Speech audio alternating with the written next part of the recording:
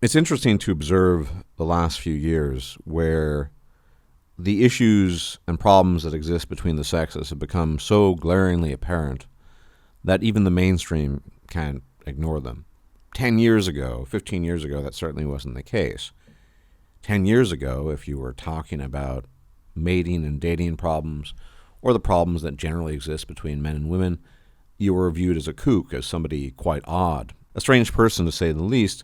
And now in late 2021, you get articles from Insider with the following title: An NYU professor says fewer men going to college will lead to a mating crisis, with the U.S. producing too many quote-unquote broke and alone men.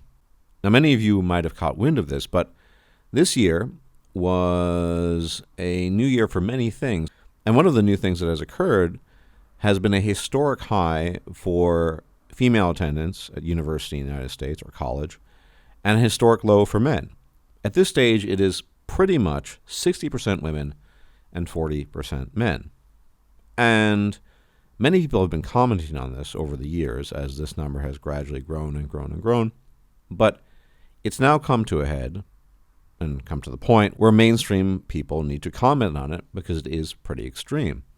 We all generally know how hypergamy works, and the concern this professor in this article, which I will link in the low bar, is voicing, as well as the concerns that many people typically voice, revolve around women not being able to find adequate partners. Many of you might remember that article from a few years back about how quote-unquote broke men were hurting women somehow. And as always, this article and the angle you'll find in many publications these days that actually take the time to talk about this is overwhelmingly negative towards men, which is to say, blaming men. The title itself is not very flattering, broke and alone men. And it goes so far as to describe this population as dangerous. And this is a direct quote, "The most dangerous person in the world is a broke and alone male, and we are producing too many of them," end quote. So they're finally paying attention. But as all of you know, this is nothing new. It might be the case that 2021 is historic for the strange ratio of 60% female college attendance versus 40% male.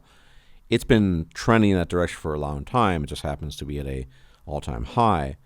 But what I always find a little bit odd about the commentary with respect to this topic is when you look at the reverse situation way back in the day when more men were attending university than women. Of course, nobody worried about a mating crisis at the time.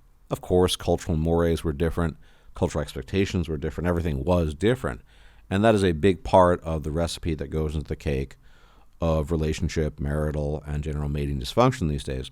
However, it seems to be the case that, shockingly, of course, that people immediately have concern for the welfare of women as they may or may not encounter mating problems down the line due to a shortage of males at university.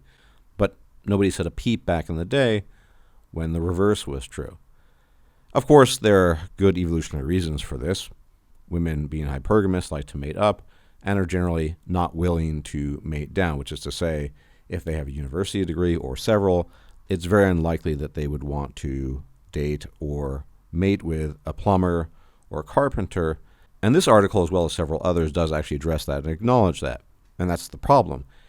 The theoretical construct of the reverse, for it to exist today, would be much less of an issue because women would be in the minority attending university, and so they would have more opportunities and a greater mate selection pool. The reverse, not so much. I guess you could call it the 60-40 rule as it applies to university rather than the 80-20, at least in this case. But there's another story behind this, obviously, and that is the question as to why so many males are not attending university anymore. As most of you know, university education in the United States is a ripoff. You tend to receive nothing useful in terms of education, and for the vast majority of people, it's probably not necessary. And I say this as somebody who went to university undergraduate and has 2 master's degrees. I say this because I don't know if I profited ultimately from my university attendance. I happened to, at the time, attend a state university. I worked on the side, and later on I worked abroad. And so as a consequence, I don't have any debt. But did I learn anything practical? No. There are some instances, of course, where university is a requirement. If you really, really want to become a molecular biologist, I don't see any way around attending university. You're going to have to attend university. Likewise, for most science degrees, and of course, if you want to get to engineering and that sort of thing. And of course, in the rare cases when you are so gung-ho and so convinced that you actually want to become a historian, yes, you will have to attend university. Of course, in the social sciences and humanities, there's another factor, and that is the wokeness factor, because I've done some research in recent years looking at the changes that have taken place to various departments, specifically in the humanities, things like history departments across the country, just randomly picking out well-known universities, looking at the things they cover, the faculty they employ, and the topics that they are inclined to teach. And you may or not be shocked by some of the stuff you'd see if you did the research. No longer do they simply teach medieval history. It's medieval history with a twist, let's put it that way.